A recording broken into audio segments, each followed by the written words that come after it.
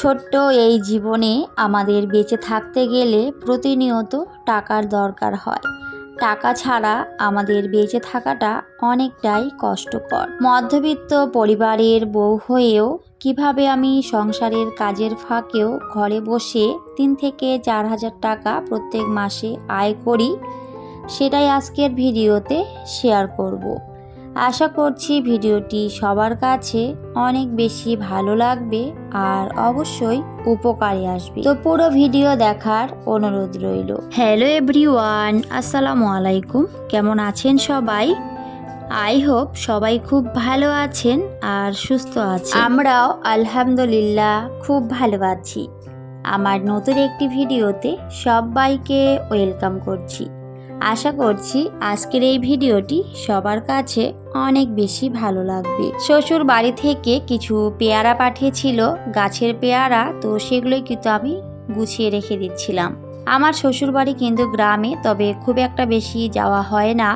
তো মাঝে মধ্যে আমার হাজবেন্ড শুধু যায়, আমি তো এখন একেবারেই যেতে পারি না, ছোট বেবি আছে যেহেতু, তো সেজন্যই অনেক দিন থেকে কিন্তু যাওয়া হয়নি। তবে ওনারা মাঝে মধ্যে ঘুরতে আসেন আমাদের বাড়িতে। তো যাই হোক, আমার হাজবেন্ড গেছিল, তো সেখান থেকে কিন্তু পেয়ারাগুলো এনেছে। তো আমি কিন্তু তারপরে জায়গা মতো সুন্দর করে গুছিয়ে রেখে দিলাম।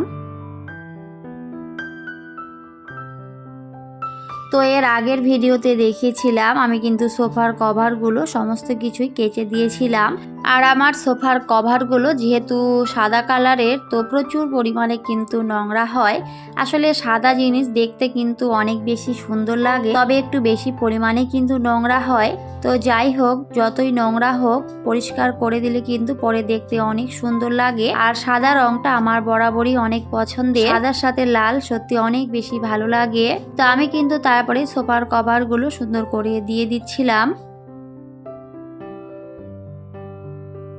সংসার জীবন মানে প্রচুর ধৈর্য, প্রচুর ত্যাগ, অনেক ভালো লাগাকে বিসর্জন দিতে হয়। হয়তো আগে যে জিনিসটা অনেক বেশি ভালো লাগতো, বিয়ের পরে হয়তো সেই জিনিসটা আর করাই হয় না। তো এরকমই কিন্তু হয় সংসার জীবনে। হয়তো আমরা আগে কোনো কিছুই করতে পারতাম না, তবে সংসার জীবনে এসে অনেক কিছুই আমরা শিখেছি, অনেক কিছুই এখন করতে পারি। বাবার বাড়িতে যে মেয়েটা হয়তো কিছুই করেনি, শ্বশুর বাড়িতে এসে কিন্তু সেই মেয়েটা অনেক কিছুই শিখেছে। আমি কিন্তু বাবার বাড়িতে কোনো কাজই করিনি। আসলে আমাদের বাড়িতে কিন্তু জয়েন্ট ফ্যামিলি, আমরা 14 জনের ফ্যামিলি ছিলাম একসাথে। তো আমাকে সেরকমভাবে কোনো কাজ কিন্তু করতে হয়নি। তবে ঘর গোছানো কাজটা আমার বরাবরই পছন্দের। বাড়িতে হয়তো কোনো কাজ করতাম না, তবে আমি ঘর গোছানোর কাজটা করতাম, আমার বেশ ভালো লাগতো করতে। তবে রান্না বাড়া, বাসন মাজা, এইসব যে কাজগুলো, এগুলো কিন্তু আমি একেবারেই করিনি। তো যাই হোক, শ্বশুর বাড়িতে এসে হয়তো সমস্ত কিছুই শিখে গেছি, আর এখন হয়তো অনেক ভালো করি, সমস্ত কিছুই করতে পারি। সংসার জীবন মানে কিন্তু এরকম, অনেক না শেখা জিনিসগুলো কিন্তু আমাদের শেখা হয়ে যায়। হয়তো না পারলেও আমরা চেষ্টা করি, আর চেষ্টা করতে করতে ইনশাল্লাহ একদিন সমস্ত কিছুই কিন্তু হয়ে যায়। তো এইভাবে কিন্তু আমরা সংসারে আসি, আর সংসারটিকে কিন্তু খুব সুন্দরভাবে আমরা চালিয়ে নিতে পারি। আগে যে মেয়েটি হয়তো সংসার সম্পর্কে কোনো কিছু ধারণাই ছিল না, সংসারে আসার পরে কিন্তু আমরা আস্তে আস্তে সমস্ত কিছুই শিখে যাই, আর সেভাবে কিন্তু তখন একটা সংসারে আমরা চলার চেষ্টা করি। একজন গৃহিণী পারে একটা সংসারকে সুন্দরভাবে সাজিয়ে গুছিয়ে পরিপাটি করে রাখতে, সংসারের আয় উন্নতি বাড়াতে। কিভাবে চললে সংসারের মানুষগুলো ভালো থাকবে, কিভাবে চললে সংসারের আয় উন্নতি আসবে, কিভাবে চললে আমরা সংসারের খরচ থেকে টাকা বাঁচাতে পারবো, সমস্ত কিছুই কিন্তু আমরা তারপরে শিখে যাই আস্তে আস্তে। আর সেইভাবে কিন্তু চলার চেষ্টা করি একটা সংসারে। এতে কিন্তু একটা সংসার একেবারেই পরিপূর্ণতায় ভরে যায়, আর সংসারের মানুষগুলো অনেক বেশি ভালো থাকে। একজন গৃহিণী পারে একটা সংসারকে সুন্দরভাবে গুছিয়ে পরিপাটি করে রাখতে। যতই আমাদের শরীর খারাপ হোক আর যাই হোক না কেন, আমরা কিন্তু ভালোবেসে সংসারের সমস্ত কাজ করে থাকি। তো যাই হোক, আমি কিন্তু এদিকে কথা বলতে বলতে আমার ড্রয়িং রুমটা সুন্দর করে পরিপাটি করে গুছিয়ে নিয়েছিলাম। আমার ড্রয়িং রুমে আহামরি কোনো কিছুই নেই, তবে যতটুকু আছে আলহামদুলিল্লাহ সেগুলো নিয়েই আমি সুন্দর করে সাজিয়ে গুছিয়ে রাখি সব সময়। আমার মতে যার কাছে যতটুকু আছে, আমরা যদি সেগুলো দিয়ে সুন্দর করে সাজিয়ে গুছিয়ে রাখার চেষ্টা করি, তাহলে কিন্তু সেটাকে দেখতে অনেক বেশি ভালো লাগে। আমিও চেষ্টা করি আমার এই ছোট্ট সংসারটিকে এইভাবেই সাজিয়ে গুছিয়ে রাখতে। যতই আমার কাছে অল্প জিনিস হোক আর যেই হোক, সবসময় চেষ্টা করি যাতে সুন্দর করে গুছিয়ে রাখতে পারি। তো সমস্ত কিছু আমি গুছিয়ে নিয়েছিলাম আর তারপরে কিন্তু চলে গেছি রান্নাঘরে। তো এখন কিন্তু আমি চা করে নেব। এমনি বেশিরভাগ সময় আদা চা খাওয়া হয়, তো আজকে ভাবলাম একটু দুধ চা করে নেব। তবে চিনিটা শেষ হয়ে গেছিলো, তো আমি কিন্তু তারপরে সুন্দর করে ভরে নিয়েছিলাম, নিয়ে কিন্তু আমি চা বানিয়ে নিচ্ছিলাম। তো আজকে কিন্তু আমি দুধ চা খেয়ে নেব। আর দুধটা মাশাআল্লাহ অনেক সুন্দর সর হয়েছে। আর আমার কিন্তু দুধ চা খেতে অনেক বেশি ভালো লাগে, তবে শারীরিক সমস্যার কারণে হয়তো খুব একটা বেশি খাওয়া হয় না, তবে অনেক পছন্দের ছিল। আসলে দেখবেন যে জিনিসটা একটা সময় অনেক বেশি পছন্দের থাকে, সেটা কোনো না কোনো দিক দিয়ে একটা সময় কিন্তু অপছন্দের হয়ে যায়। তবে সবটাই কিন্তু পরিস্থিতির শিকার। তো যাই হোক, দুধ চা আগে অনেক বেশি ভালো লাগতো, তবে এখন শারীরিক সমস্যার কারণে কিন্তু খেতে পারি না।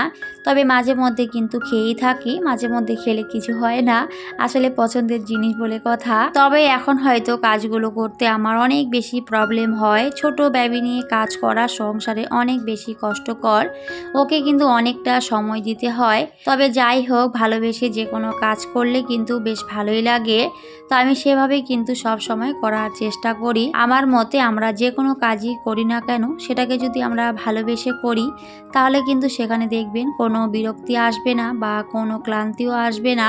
আমরা কিন্তু খুব ভালোভাবেই কাজটা করে নিতে পারবো। তবে সেখানে ভালোবাসাটা অবশ্যই থাকতে হবে। ভালোবাসা দিয়ে যে কোনো কাজ করলে দেখবেন অনেক বেশি ভালো থাকা যায়, সেখানে কোনো বিরক্তি আসে না। আপনি আপনার পছন্দ মতো কিন্তু সমস্ত কিছুই করতে পারবেন। তো যাই হোক, ভিডিওর মূল পর্যায়ে চলে যাই। ভিডিওর প্রথমে যে কথাটি বলেছিলাম, আমি কিভাবে ঘরে বসে সংসারের কাজ করেও হাজার হাজার টাকা ইনকাম করি। প্রত্যেক মাসে 3 থেকে 4,000 টাকা কিন্তু আমি আয় করে থাকি। আমার যারা রেগুলার ভিউয়ার্স রয়েছে, তো অনেকেই হয়তো জানে যে আমি কি কাজ করি। তো যারা জানেন না তাদের জন্য আজকে বলে দিচ্ছি, আমি কিন্তু মাল্টি লেভেল জুয়েলার্স মানে সোনার বই অনেকেই বলে, তো সেখানে কাজ করি। আর সেখানে কাজ করে কিন্তু আমি প্রত্যেক মাসে ভাউচার হিসাবে 3 থেকে 4,000 টাকা পেয়ে থাকি। তবে সবটাই কিন্তু আমার নিজের উপর নির্ভর করে। আমি যদি বেশি কাজ করি তাহলে কিন্তু আমি বেশি টাকা পেয়ে থাকি, আর যে মাসে আমি কম কাজ করি তো সেই মাসে কিন্তু কম টাকা পাই। তো সবটাই বললামই আমার উপরই নির্ভর করে। আসলে টাকা তো আর এমনি কেউ দেবে না। তো যদি আমি ভালো কাজ করি তাহলে অবশ্যই তার পারিশ্রমিকটা আমি ভালোই পাবো। আর কাজ যদি আমি ভালো করতে না পারি তাহলে তো আর সেখান থেকে পারিশ্রমিকটা আমাকে বেশি দেবে না, তাই না? তো সেরকমই হচ্ছে ব্যাপার। যে কোনো জায়গায় আমরা যাই না কেন, সেখানে যদি আমরা ভালোভাবে কাজ করতে না পারি তাহলে কিন্তু আমরা ভালোভাবে টাকাও পাবো না। আর আমরা যদি ঠিকঠাক কাজ করতে পারি তাহলে কিন্তু আমরা অবশ্যই সেখান থেকেও ভালো টাকা পেতে পারি। এখন কিন্তু অনেক সুযোগ সুবিধা, আমরা কিন্তু ঘরে বসে এখন বিভিন্ন কাজ করতে পারি আর টাকাও আয় করতে পারি। অনেকের কাছে টাকা আয় করাটা হয়তো অনেক কঠিন, তবে চেষ্টা আর বুদ্ধি থাকলে অবশ্যই কিন্তু সহজ করে নেওয়া যায় যে কোনো কাজকেই। আমি ঘরে বসেই কিন্তু সংসারের কাজ করে কিন্তু এই কাজটা করে থাকি। অনেকেই তো জানেন যে আমার অনেক ছোট বেবি, তাও কিন্তু আমি এই কাজটা করি। এখানে প্রায় আমার 3.5 বছরের বেশি হয়ে গেল কাজ করার। তো আমি কিন্তু অনেক টাকাই ইনকাম করেছি এখান থেকে, শুধুমাত্র মোবাইলের মাধ্যমে কিন্তু আমি এই কাজটা করে থাকি। তো এটা হচ্ছে সোনার বই। তো এখানে কিন্তু প্রত্যেক মাসে মাসে আমাকে সবাই টাকা দেয়, আর আমি সেই টাকাটা কিন্তু অফিসে জমা করি। তো আমি কিন্তু খুব একটা বেশি শিলিগুড়িতে যেতে পারি না। তো আমাদের 3টা অফিস রয়েছে, শিলিগুড়ি, জলপাইগুড়ি আর হচ্ছে বাগডোগরা। তো এই 3টা অফিস রয়েছে, তো যার যেখানে সুবিধা তো সেখানে কিন্তু এই কাজটা করে। তো আমার যেহেতু শিলিগুড়িটা অনেক কাছে, তো সেজন্য আমার অনেক বেশি এখানে সুবিধা হয়। তো সেখানেই কিন্তু আমি টাকাগুলো জমা করি। তো আমি খুব একটা বেশি যেতে পারি না। আমার যে সিনিয়র ম্যাডাম রয়েছে, তো ওনারাই কিন্তু আমার টাকাটা বেশিরভাগ নিয়ে যান। তবে মাঝে মধ্যে আমাকে যেতেই হয়, কারণ যখন ভাউচার দেয় তখন কিন্তু আমাকেই যেতে হবে। আমার ভাউচার কিন্তু অন্য কাউকে দেবে না। তো আমার যে আই কার্ড রয়েছে তো সেটা দেখেই কিন্তু আমাকে ভাউচার দেবে। তো প্রত্যেক মাসে কিন্তু ভাউচার দিয়ে থাকে, তবে আমি কিন্তু প্রত্যেক মাসে যেতে পারি না। হয়তো 2 মাস 3 মাস পর এরকম করেই আমি যাই, আর আমি হয়তো তখন টাকাটা জমা করে দিই আর আমার ভাউচারটাও নিয়ে আসি। তো এই মাসে কিন্তু আমি টাকা জমা করিনি, তো আমাকে অবশ্যই টাকা জমা করতেই হবে, কারণ আগের মাসে আমার ভাউচার আটকে দিয়েছিল, দেওয়া হয়নি। বলেছে এই মাসে যদি আমি ঠিকমতো কাজ না করি তাহলে কিন্তু দেবে না। তো সেই জন্যই কিন্তু আমি এই মাসে টাকাটা জমা করতে যাব, আর আমার ভাউচারটাও কিন্তু আমি তুলে নিয়ে আসব।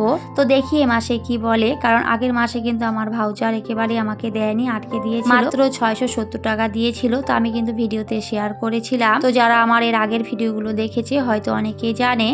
তো আমি কিন্তু এইভাবেই কাজটা করি। তো এখানে কিন্তু প্রত্যেক মাসে মাসে আমি টাকাটা জমা করি অফিসে। আর অনেকে বই করে 1000, 2000 বা 500, মানে যার যেমন সামর্থ্য সেই অনুযায়ী কিন্তু এখানে বই করে।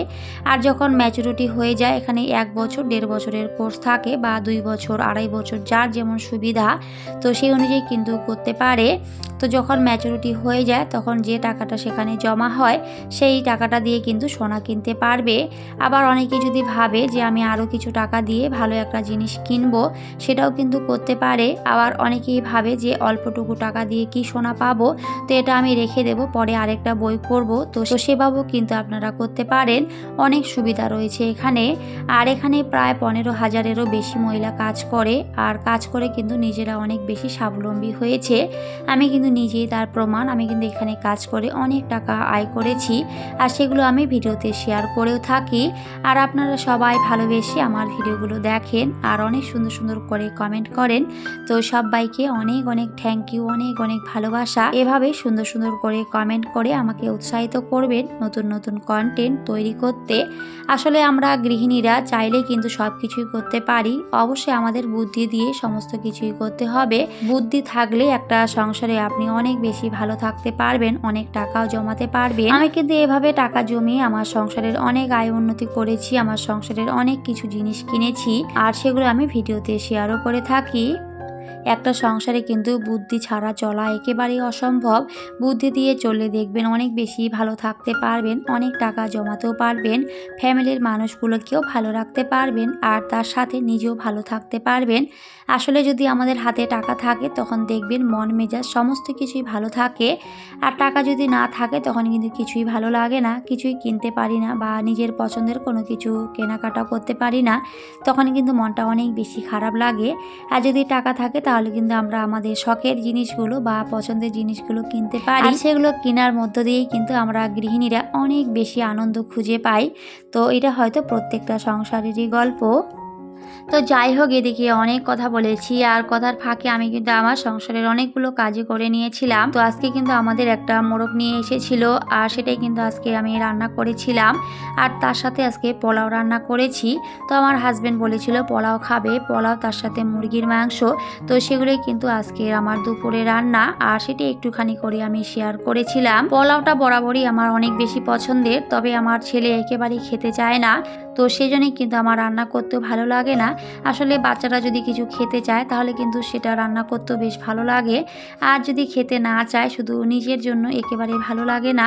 তো যাই হোক, যেহেতু আজকে হাজবেন্ড বলেছিল তো সেজন্যই কিন্তু আমি আজকে পোলাও বানিয়েছিলাম।